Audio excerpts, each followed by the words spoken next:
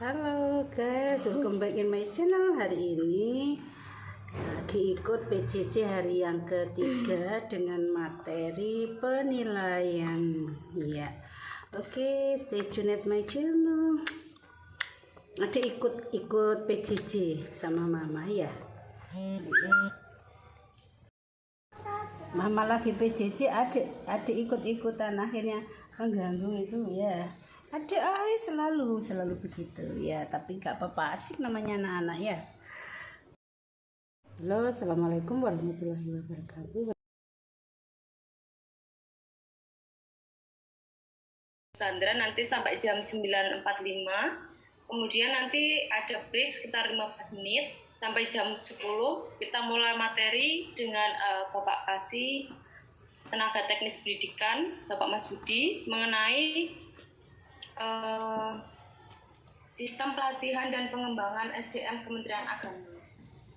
Jadi nanti Bapak Ibu setelah materi dari Bu Sandra nggak usah live Zoom, tinggal dimatikan aja kameranya, beristirahat sekitar 15 menit. Oke. Jam 10 kita start materi lagi.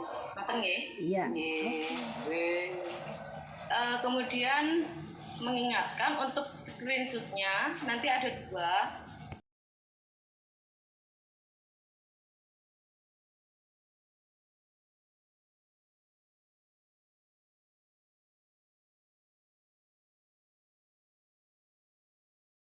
Guru dievaluasi melalui kriteria 1. Ke depan kinerja guru katanya dievaluasi dengan secara holistik. Pedagogi, pendekatan yang bersama untuk semua siswa. Terus sekarang katanya ngajarnya masih menyamakan semua siswa. Nanti ada pendekatan yang beragam. Proses belajarnya katanya berorientasi pada sistem. Next, berorientasi pada siswa. Pengajaran sebagai aktivitas individu. Maunya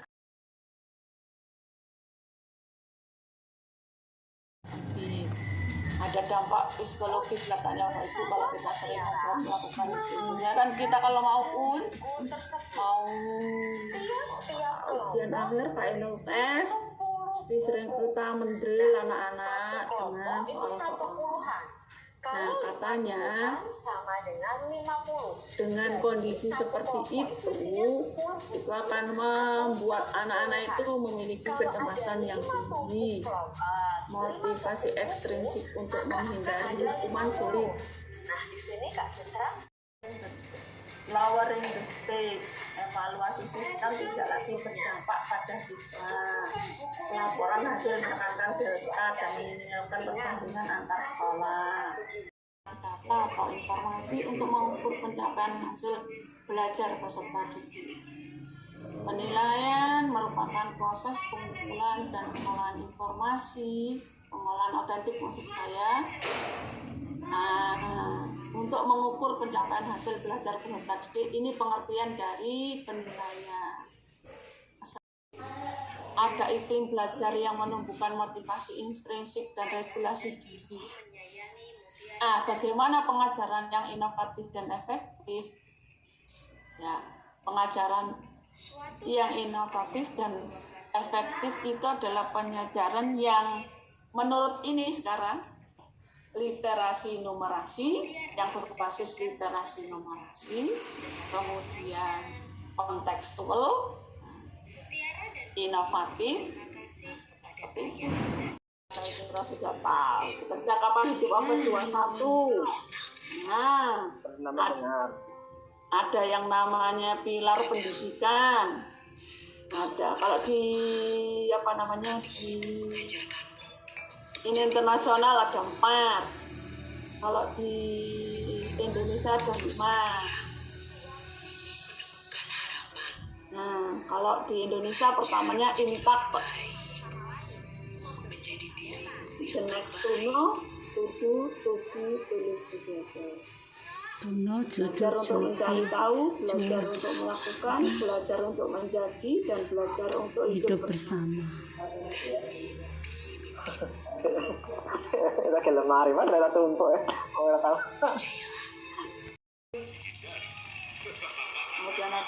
ke literasi. Kemudian ini tadi, ini sama sih sama ini. Kecakapan hidup abad 21. Ngomongnya susah amat.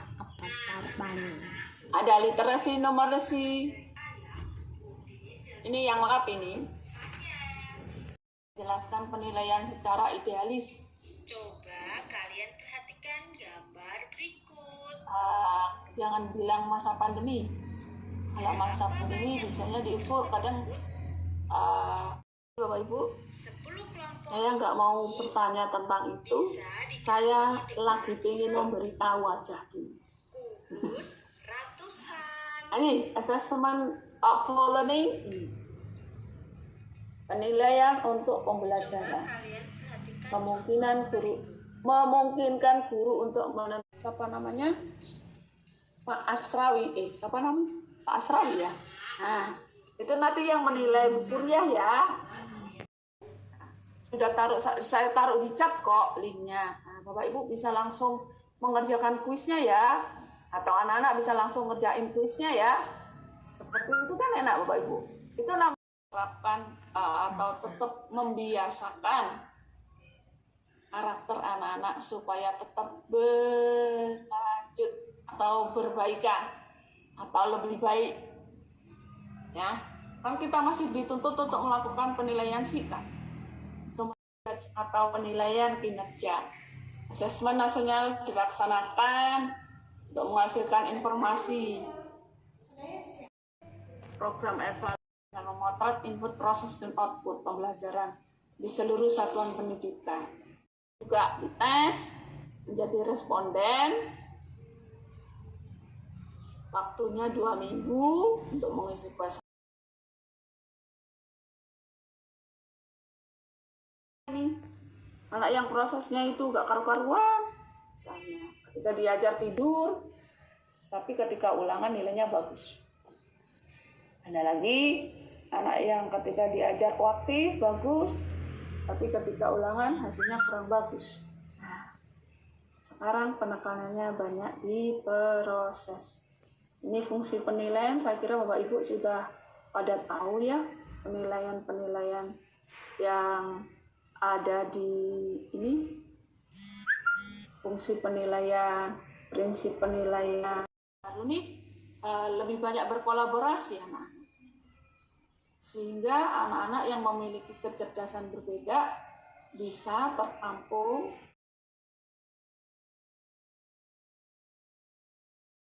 Literasi sains, literasi membacanya ada literasi membaca, literasi sains, dan literasi yang lainnya. Dia dimasukkan ke mata pelajarannya masing-masing itu. Makanya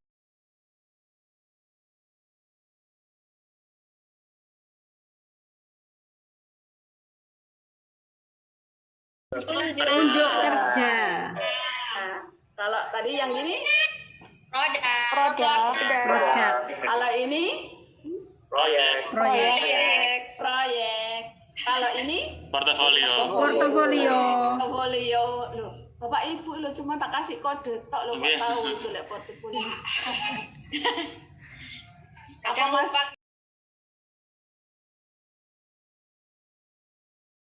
Ya, peserta di kelas saya ada yang naruh laptopnya setengah.